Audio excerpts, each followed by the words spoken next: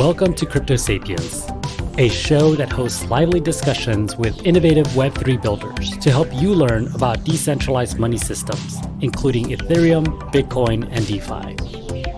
The podcast is for educational and entertainment purposes only, and it is not financial advice. Crypto Sapiens is presented in partnership with Bankless DAO, a movement for pioneers seeking freedom from the limitations of the traditional financial system. Bankless DAO will help the world go bankless by creating user-friendly on-ramps for people to discover decentralized financial technologies through education, media, and culture.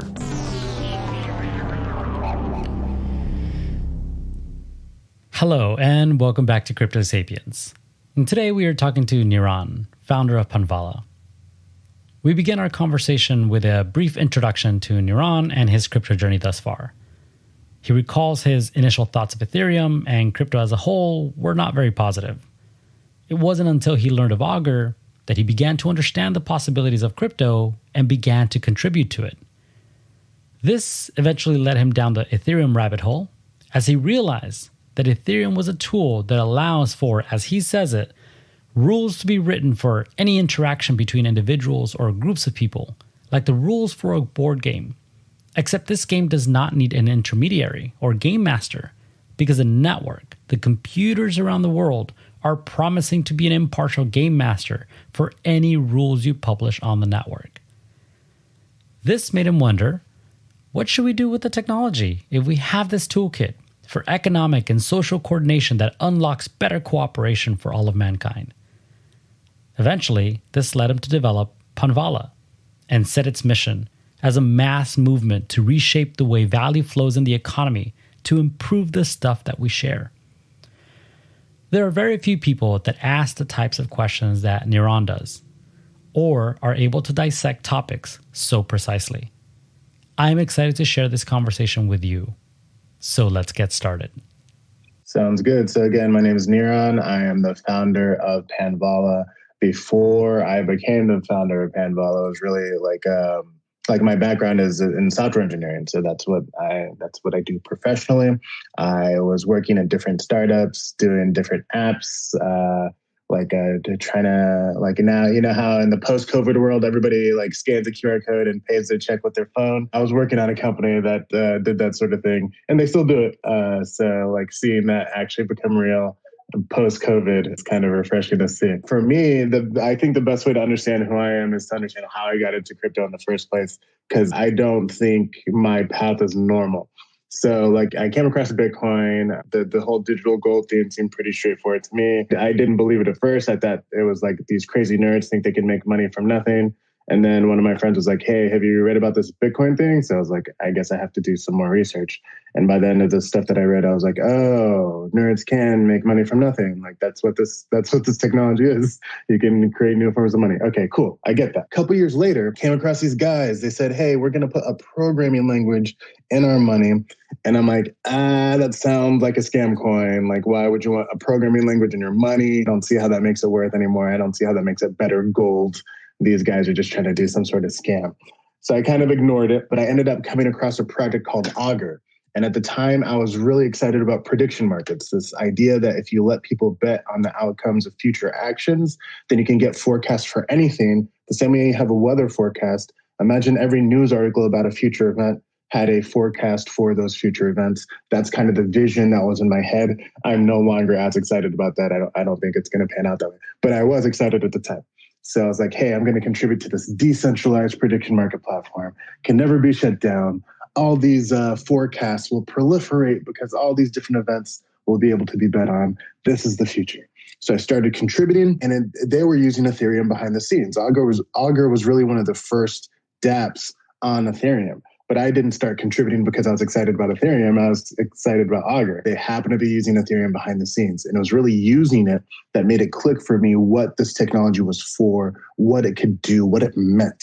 What Ethereum means is that you can write down the rules for any interaction between individuals or groups of people. Just write down those rules like it's the rules to a board game. And instead of needing a game master for your board game, like many board games need, you don't need any middleman, any intermediary to enforce the rules of these things that you write, because the Ethereum network, these thousands of computers around the world, are promising to be an impartial game master for any rules you publish to the network. Impartial game master for anything. If you can come up with rules for people to interact that's better than the way we cooperate out in the real world today, if you can write down those rules, publish them, get other people to opt into them, and it actually produces a better experience for people, then you can literally improve the world just by coming up with better rules and writing them down. So that to me was a mind-blown moment. I definitely think we can do way better at cooperating with one another than the world outside. It's kind of a garbage fire, and I don't think that's anything to do with human nature. I think the problems are really due to the games that we play with one another, the games that can be corrupted, the games that require these partial middlemen that you can't really trust at the end of the day. The more that we can come up with better rules for cooperation, I think mankind is much better than people give us credit for. I think we're pretty amazing. And when we have these better ways to interact, I think everyone's going to see what I see, that we're capable of incredible things. That to me is why I really started getting into crypto. I quit my job at that point. I started to try to find a place to work in Web3 full time. I came across Consensus, one of the earliest companies building on Web3, and worked there for 4 years. That's really where Panvala came out of.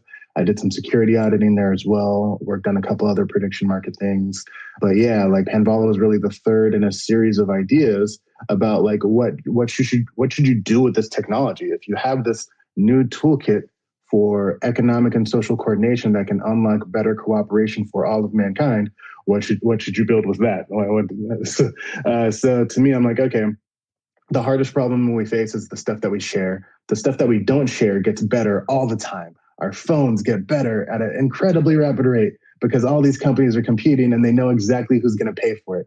The person who uses the phone is going to pay for it. So I can make that person happier. I'm going to get more money. So Apple does that all the time. Google does that all the time. Samsung, they all are making everything better because they have a clear way to be rewarded for it. But imagine that a phone didn't benefit one person. Imagine it benefited 2 people or 5 people or like 1 million people, like a whole city. If one phone benefited a whole city, who's going to pay for it? Like maybe you charge some people taxes to pay for it, and then you have an election to determine the features of the phone. And then every phone company is like, well, I have to like bribe this politician to make my phone the city phone. And everybody gets the city phone, and then it sucks because it doesn't do what you want. It does what could get through a democracy. Like that's the situation that we're in for all the stuff that we share. Like if we can come up with a better way that produces some of these self-improving effects that market economies have on the stuff that we don't share, the stuff that just benefits me, if we can get as good as that when it comes to the stuff that we share, that to me is the pathway for, massive improvement of all life on Earth. So that's really what I was trying to figure out. These kinds of decentralized nonprofits are the first kind of framing that I used to think about what needed to be built. So Panvala is the third in the series of those prototypes. And really, I think of it less as a decentralized nonprofit now, and really more of a mass movement to reshape the way value flows in our economy so we can dramatically improve the stuff that we share. So that's really how I got to here. That doesn't tell you what Panvala is yet, but I'll pause for a second there.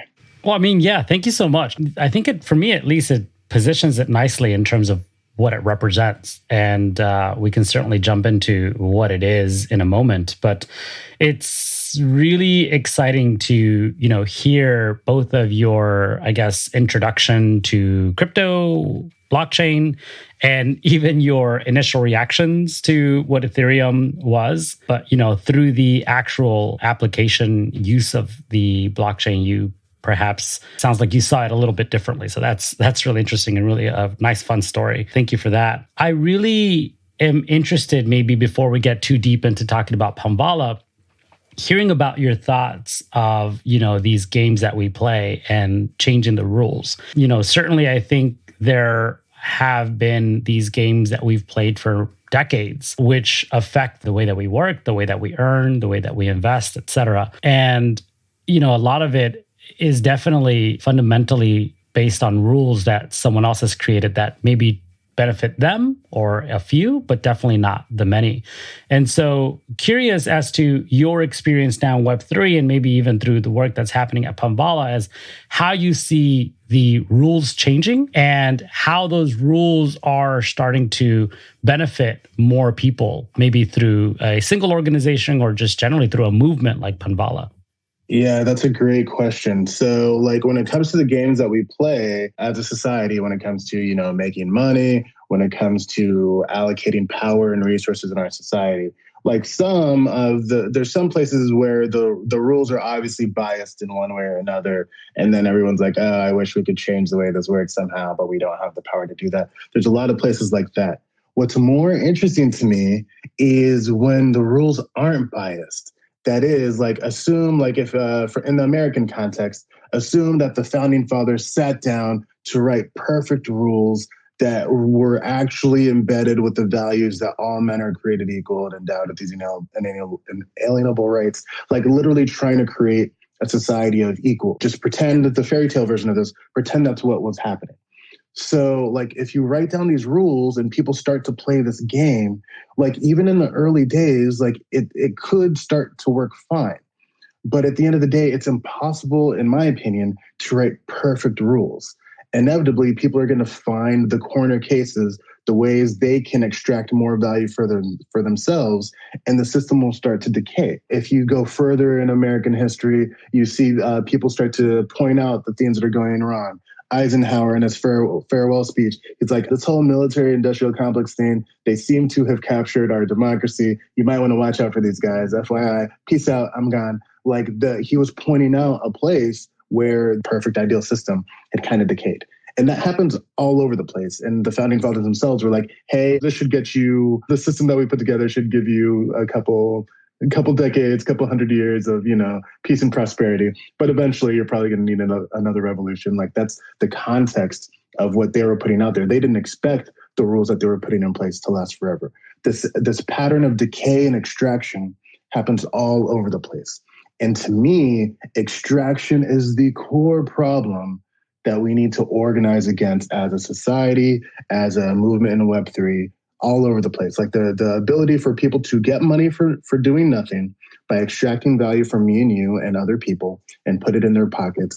It is the core problem of our society right now.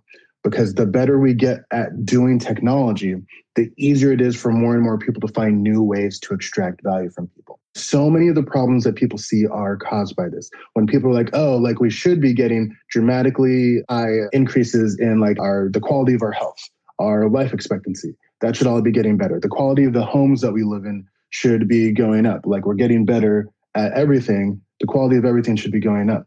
But instead, the prices of everything are going up. The prices of education, the prices of housing, the prices of all these different things just seems to be going up, even as our society is progressing.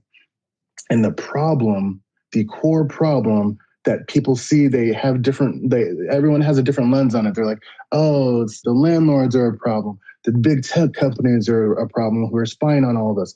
Like everyone has a different lens, but the core problem is extraction. Like you literally just should not be able to get money for nothing by extracting value from other people. And that's what this decay looks like in different systems of rules. If you put together a set of rules that looks fair, people find ways to kind of finagle the rules and extract value from themselves. That's happening all over the place. So in Web3, the general ethos that people have been putting out there is just, decentralize, eliminate the middlemen altogether so they can't extract from you. And that's great. That approach can work for a lot of things. If you've traded on Uniswap, there is no middleman extracting value from you other than maybe the miners who are extracting a little bit of value. That happens here and there. But I mean, generally speaking, it's a system designed to eliminate the middleman of the exchange that could extract value from you in that sort of scenario. There's different kind of decentralized protocols that you can build that kind of solve the problem in that way. But that approach for solving the problem of extraction is very narrow. There's only certain kinds of systems that you can actually design in a decentralized way that completely eliminates middlemen. Like you can't apply that to our whole society to solve the problem. But you can apply that analysis, that is, middlemen extracting value is a giant problem. You can apply that analysis to our whole society. But to solve it everywhere, I believe it's not a technical architecture that can do that. It's a mass movement that can do that. We have to organize as human beings against extraction and end that forever. That is, you should not be able to propose to start a business or an effort where the core value that you will be getting for you and your investors is value extracted from other people. But that is literally the default advice in Silicon Valley to every entrepreneur. If you go try to get funding for a business, they'll ask you, where is your moat? And what they mean by your moat is like, how are you trapping your customers so they cannot escape your grasp? How are you making sure that no one else can compete with you so you can extract value and get money for nothing? Like, it is great business advice, but the fact that that has become normalized is a sign at how far things have gone. That should not be good business advice. The good business advice should be, how can you make your customers as happy as possible? How can you serve them better than anybody else so they'll continue to pay you? That's the fairy tale version of capitalism that we tell every kid growing up. Every business is trying to serve customers as good as they can, and the ones that do the best make the most money. That's the story that we tell. But capitalism in practice, again, I am pro-capitalism in general, I'm not anti it, but what we've arrived at is just extractive capitalism. It's starting businesses to extract as much value from each other as possible. And I don't want to extract any value from you, ever. Like, I want to serve you and have you pay me for serving you. That's what the economy is supposed to be, but that's literally not what it is. And we have to do something about it. Like, this is our society. Nobody is going to solve the problem for us, but it is a big problem that we have to solve. And when it comes to the biggest things like climate change, that's fundamentally a problem of extraction. People trying to get value for doing very little work by selling energy that they get out of the ground for free, and then we burn it, put it into the air. Nobody pays the costs. We're extracting from each other by just polluting each other's climate, and then we can't solve that problem. Like, how do we stop setting Earth on fire? Well, if you stop, maybe I'll stop, but you have to stop first. Like, that's the situation that we're in. And now, where I live in Austin, Texas, we're having the hottest summer ever since we've been starting keeping records, and we can't stop. We literally can't stop. So that's a huge problem. And to me, the way we solve it is by organizing against extraction. Anywhere you see somebody just getting money for doing nothing, taking no risk, putting in no effort, putting in no labor, they should stop doing that. So when you see Facebook collecting all this money from selling us as a product to businesses, that's got to stop. When you see Google doing the same thing, that's got to stop. Like, when you see people getting people addicted to different kinds of, whether it's a media or a substance or whatever, so they have to keep paying you forever to be able to solve that problem that they caused for you, that's got to stop. It's all got to stop anytime extraction is happening, so we can get out of these bad corners that we're in, whether it's climate, whether it's housing, whether it's education. All the problems are caused by extraction, and we need to organize against it. That's extremely powerful. And thank you for sharing that. I think that there's a couple of things here that you touched on that I think are worth kind of revisiting and maybe even expanding on. And I think some of the points you were making in terms of, extraction and, just generally the way that we perceive capitalism and maybe where it started and where it's at today, very different places and certainly affecting the world very differently, both in terms of our climate, but also in terms of our, humanity. Is it fair? Is it, is it being distributed in a, in a fair manner? The other one that I think that you touched on and maybe we can build on to also start talking about Panvala is, these rules of decay and just generally maybe some of the things that are important to create better organizations and better systems. It's interesting that you bring that up because I think that when we talk about how we're, think through processes or building organizations,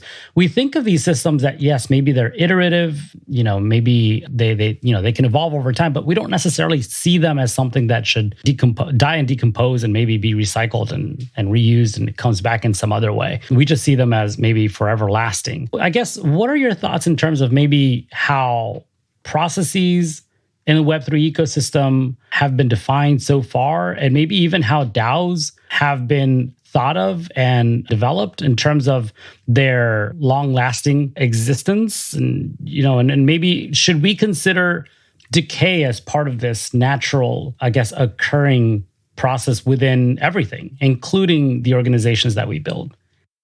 Yes, I absolutely think that we should see decay as a core thing that's going to happen.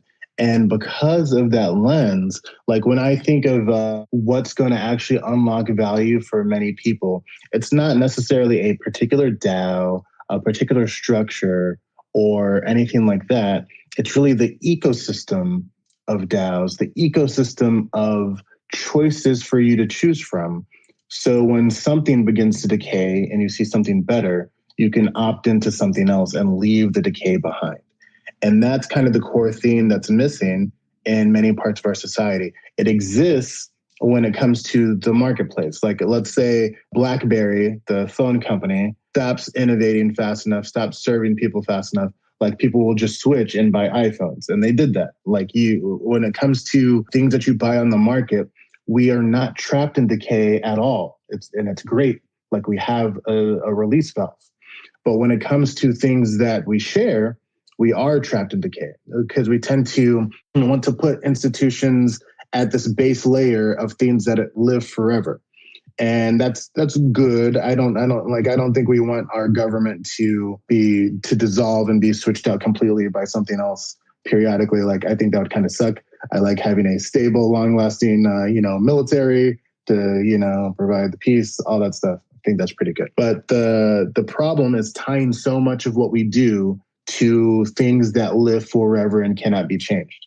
For instance, like when it comes to us in the United States, like a lot of healthcare stuff is tied to the federal government. A lot of education is tied to federal and state governments. A lot of things are tied to things that you can't actually opt out of. So instead, when we feel the decay happening, we just get mad at each other. The decay is happening because of our political opponents, who are your sworn mortal enemies, and you should hate them with every fiber of your being. That's kind of the nonsense that's being spewed in every corner of our society today. And the decay is not the fault of your fellow citizens. The decay is, guaranteed. But the problem is that the problem is a problem of monopoly. Like, we can't opt out of the things that are decaying and make a different choice.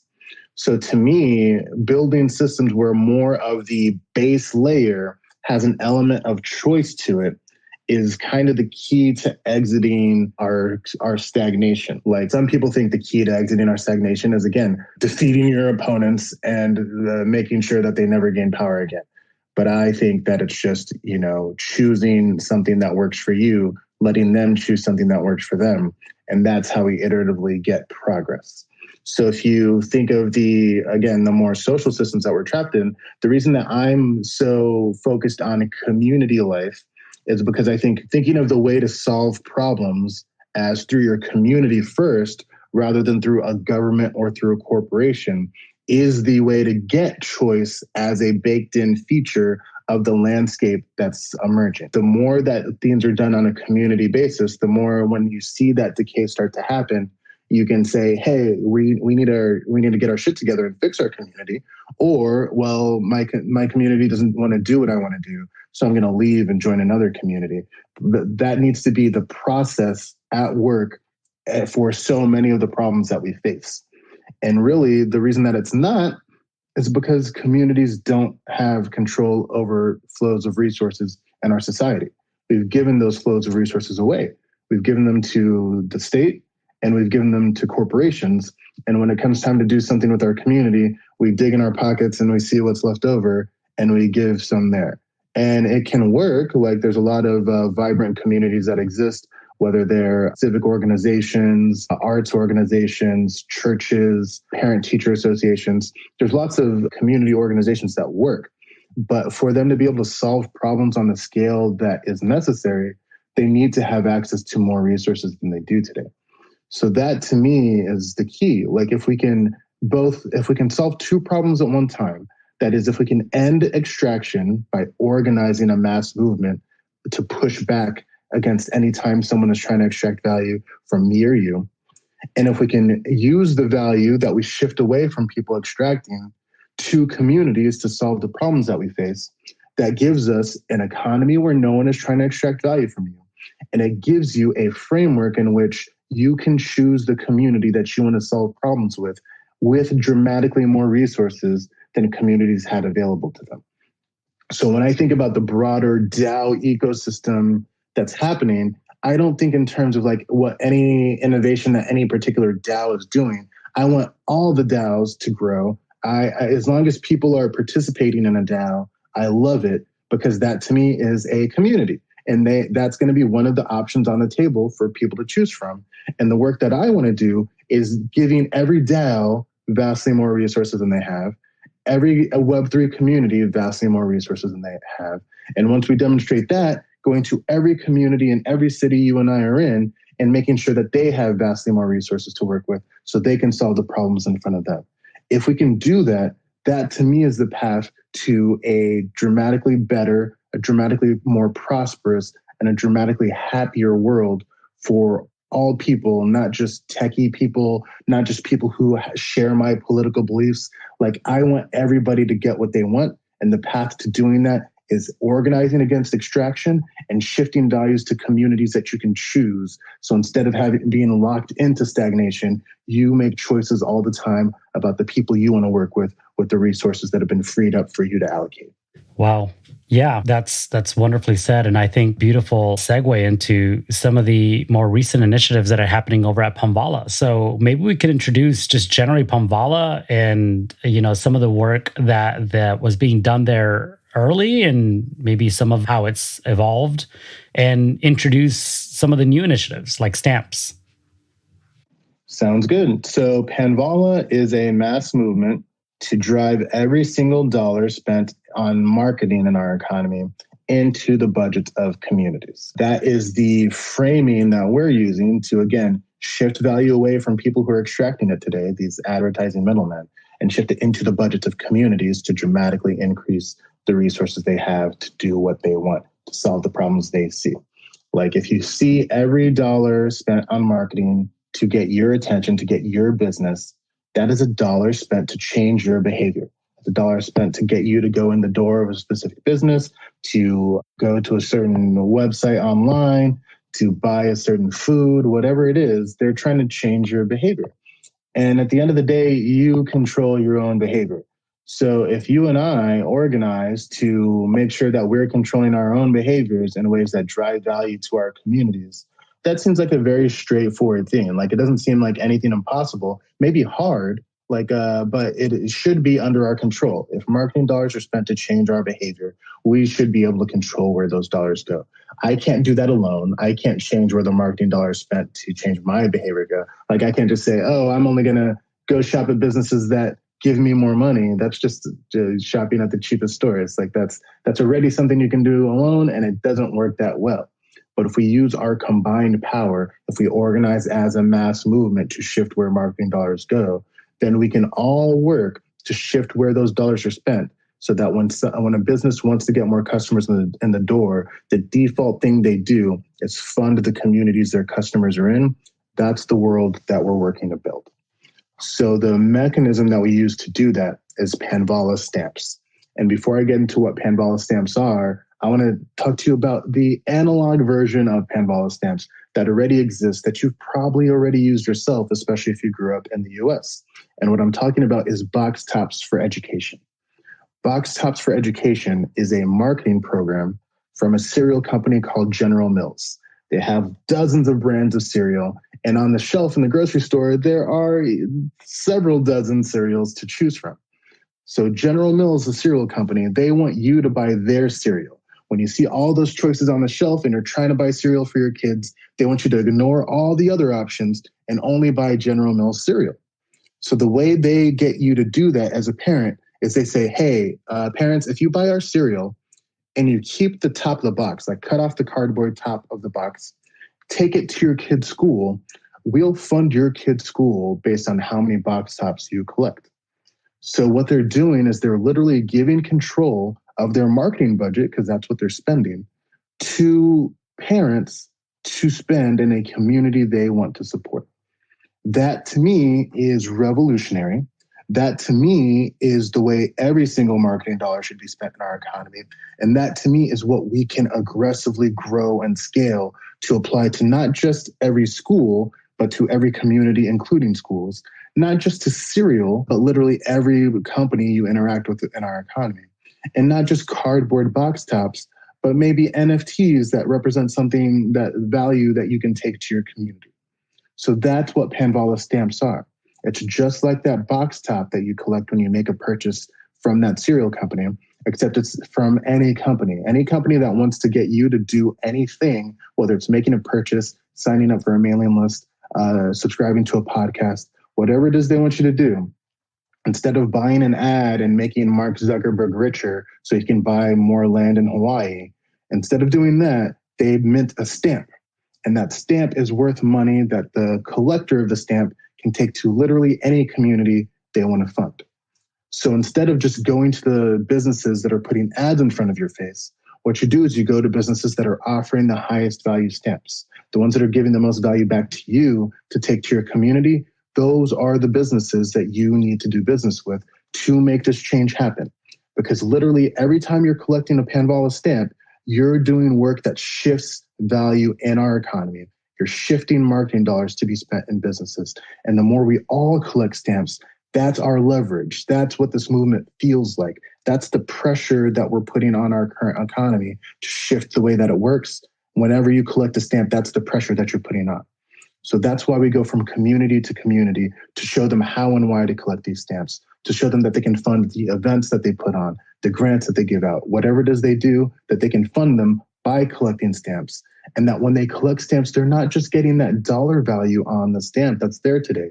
They're also building power. Because again, the more the expectation is that you're doing business with companies that fund your community, the more money you unlock to actually come to your community in the first place. We have to shift where those marketing dollars are spent to go not to these middlemen in the advertising economy, but into every community, starting in Web3, but then going out to all those real world communities, those parent-teacher associations, those homeowners associations, the clubs that you might be a part of, then local nonprofit. Like all of those communities should be collecting stamps and shifting the dollars spent on marketing economy and our marketing economy to communities that you and I are part of.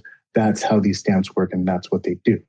So to see the stamps that are available today, you can go to panvala.com/stamps. And again, the early part of this movement is specifically in Web3. Most of our communities in the Panvala network are Web3 communities, and most of our sponsors are Web3 sponsors. So there's some live campaigns from Logos, from Index Co-op, and from Opolis. So Logos is basically an exchange for DAOs. They're trying to bring together people who want to work in DAOs, people who want to interact between DAOs. They want to be basically a clearinghouse for economic activity in the DAO space. And what they want you to do is subscribe to their newsletter. They want you to subscribe to their podcast, and they want you to listen to an episode.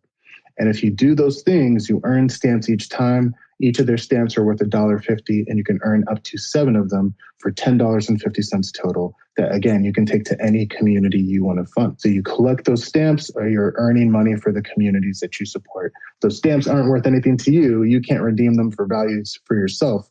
But when you choose the community you want to support, that community gets the value. Index Co-op produces basically index funds. If you're familiar with index funds in the traditional investment world, indexes for crypto assets. So instead of having to buy all these different individual crypto assets, if you want to buy an index of crypto assets, that's what Index Co-op allows you to do. And again, they want you to subscribe to their newsletter and subscribe to their YouTube channel to earn their stamps that are worth $3 a piece.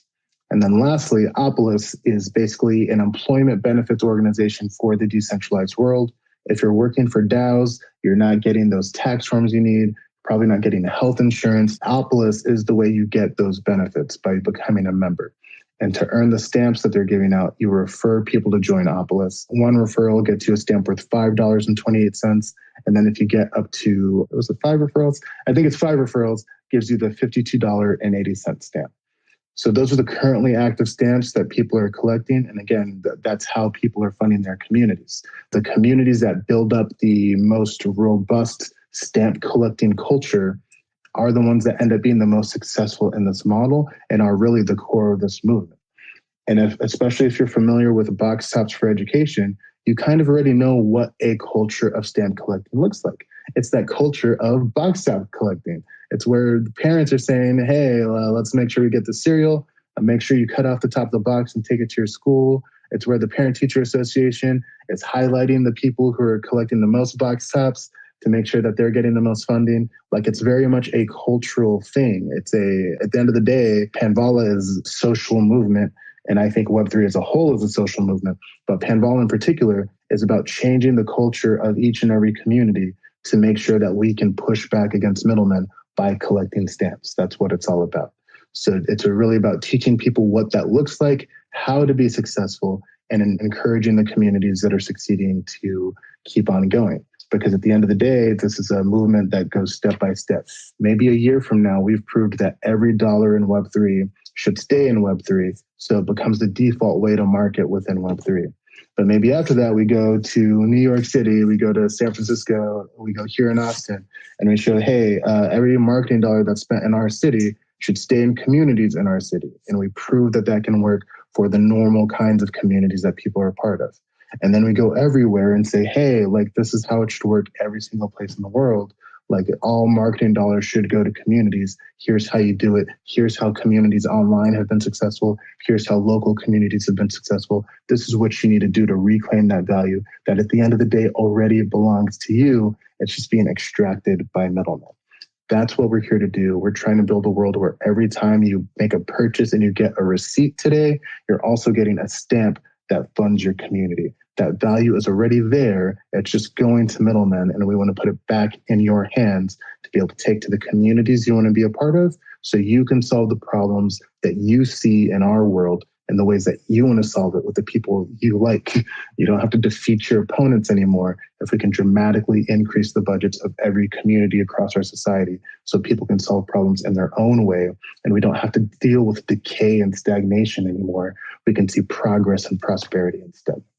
Yeah, that's really lovely. I really like this idea of building out a platform, an ecosystem that is kind of, feeds itself through, the support of one another in terms of the way that Stamps operates and brings people together both through their activity and actions, I suppose, within these communities and platforms like Opolis and Index, and most recently with Logos. I think that's really cool. I like the idea too that you can take this and use that same funding to support other projects within that ecosystem.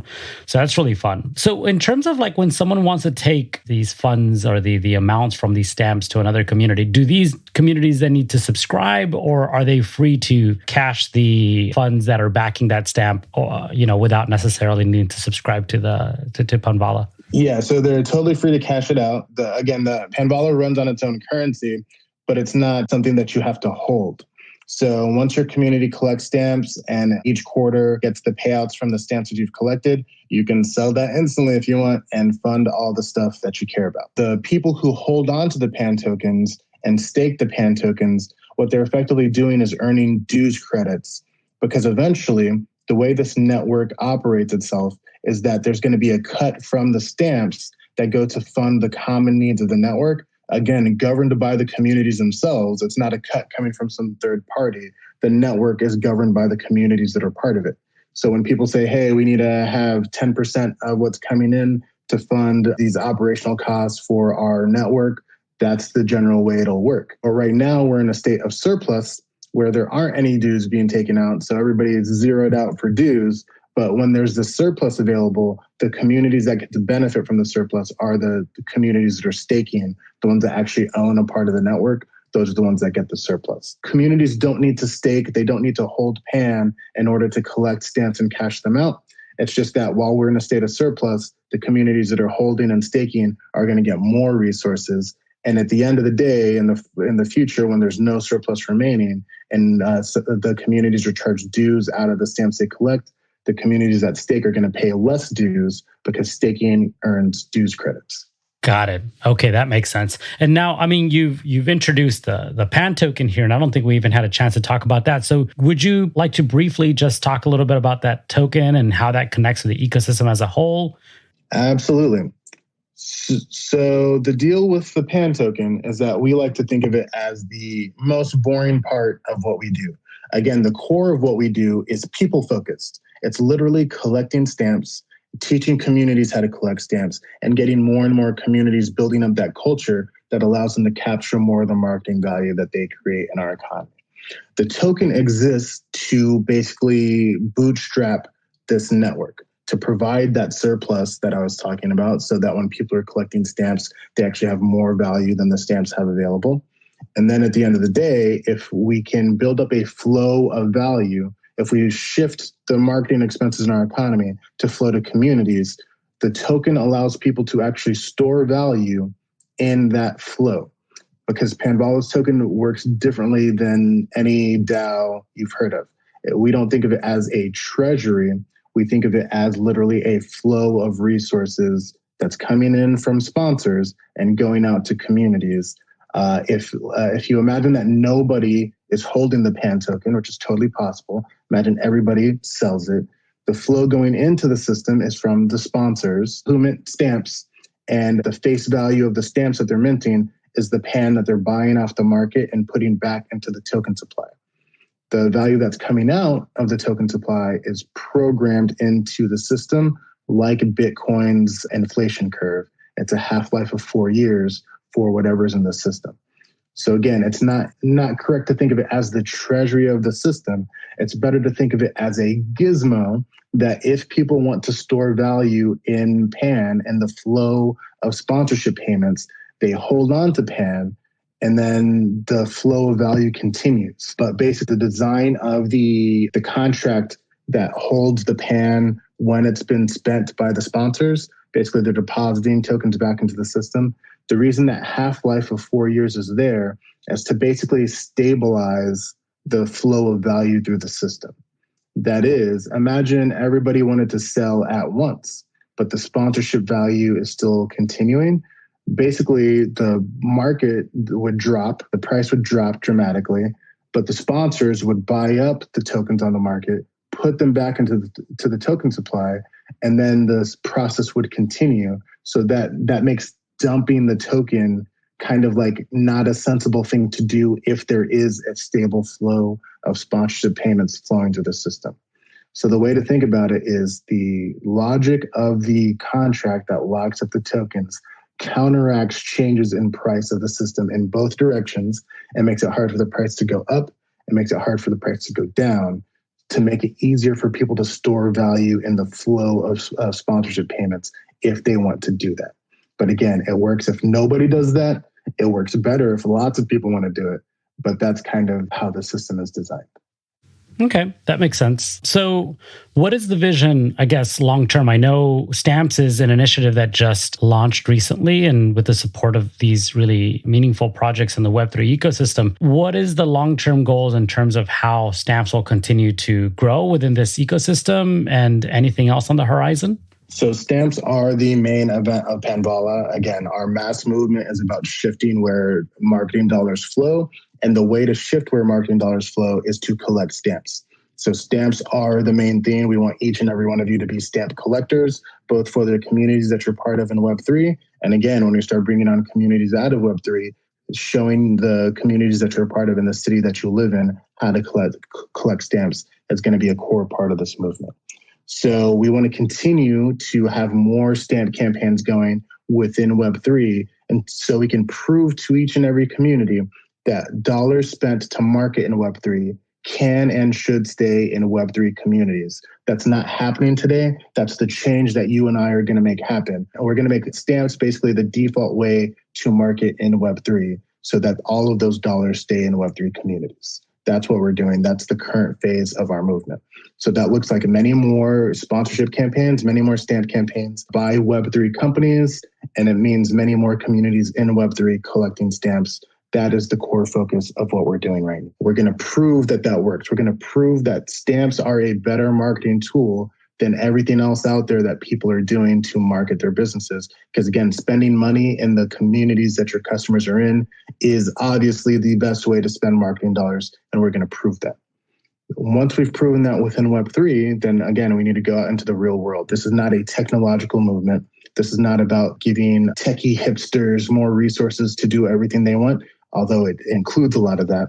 What it's about is dramatically increasing the budgets of every community across our society. So to do that, we have to go to the parent-teacher associations. We have to go to the homeowners associations.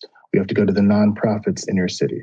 We have to go to all the kinds of clubs and communities that you could think of and show them how they're going to dramatically increase the budgets that they have by collecting stamps. So we'll go city by city. We'll show people how this works. We'll show people how the dollar spent in marketing in each and every one of those cities can and should stay in the communities in those cities. And then we're going to show the whole world how to do that same thing. We're going to literally, I mean, every marketing dollar in our economy going to communities, that is not an exaggeration of what we're trying to do. That is literally what we're trying to do. And our work isn't done until every marketing dollar spent in our economy goes to fund the communities that customers are in. Yeah, that's great. I mean, I can see how some of these events, especially like in the real world, as we're kind of coming out of working from home and we're feeling more comfortable traveling and connecting with one another, like we did recently, at ETH Denver and then DAO NYC, how we can start building out these more meaningful interactions that support each other in these projects through these marketing spend in ways that are regenerative, I suppose, and not, extractive, as we described earlier. Well, as we wrap up here, there's one question that I've begun to ask all my guests so that I can learn from you a little bit more is, it doesn't have to be crypto Twitter, but anywhere where you learn and kind of learn from others, who is the one person that has helped you out tremendously in learning more about the space of Web3 and really kind of leveling up your own crypto journey? So this is going to be adjacent to Web3, so not exactly within it. But one thing that I would very strongly recommend to as many people who think about communities in Web3 as possible is this book called Mutualism by Sarah Horowitz. And again, her background, it has nothing to do with technology, has nothing to do with crypto. But what she's talking about is how communities who see themselves as the way to solve problems actually organize to get it done. And her background is in labor organizing. She started a union called the Freelancers Union to provide benefits for freelancers who had been written out of all the labor laws in our society. Like, they basically had no benefits. There were carve-outs for freelancers all over the place.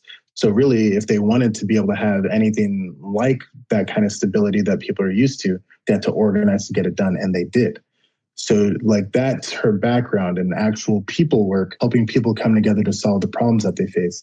And I think that context is so useful to bring to Web3 because, again, the bias that people have in Web3 is seeing protocols as the solution to our problems. But I see people as a solution to our problems. And the lens that Sarah Horowitz has to talk about that, I think is very valuable for as many people to be able to see as possible. Because I don't think where we're at right now in crypto is where we will end up. I do believe that Web3 is kind of the start of a giant social movement that will reinvigorate communities across our society.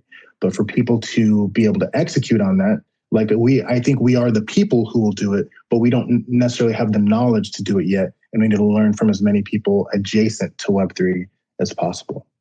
That's wonderful. I mean, I couldn't agree more with you. I think sometimes we may look too much inwardly and not outwardly and look at, these other systems, maybe parallel systems, maybe not, but certainly that can inform the way that we build better organizations, the way that we build with people better, and the way that we create value and definitely move away from these extractive systems. So thank you so much for that recommendation. We'll be adding it to my personal list and definitely will be recommending it to the community to also follow up on. Anything else you wanted to add that you think we missed?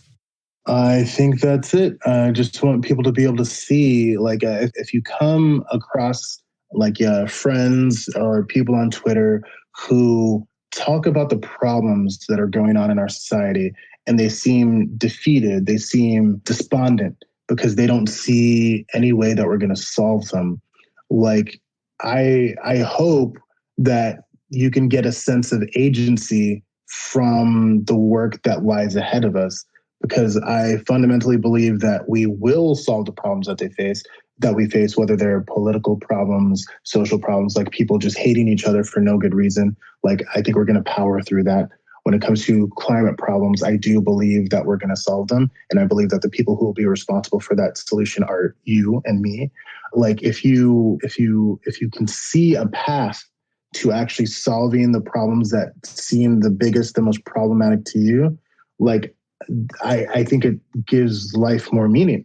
Like, you're not trapped in a corner anymore where everything just sucks. It's just like, oh, there's work to do. So let me get to my to-do list and just start knocking things off and see slowly progress happen. Like, that is what life on Earth looks like. It's about problems being solved by human beings, and there's not a single one that we haven't solved yet. The ones that we face, we're going to solve too.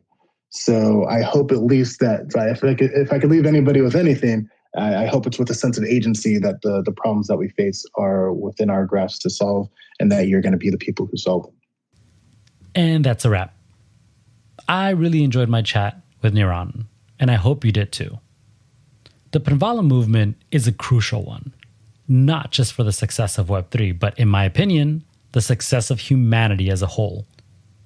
If you'd like to connect with Niran, you can find him on Twitter at Niran. And to learn more about Panvala, go to panvala.com and on Twitter at PanvalaHQ. Thanks for listening to Crypto Sapiens. If you enjoyed this episode, please give us a 5-star review wherever you enjoy your podcast. It costs $0, means the world to us, and helps others discover this content too. You can also find more conversations like this one by visiting our website at cryptosapiens.xyz. I look forward to reconnecting with you at our next discussion.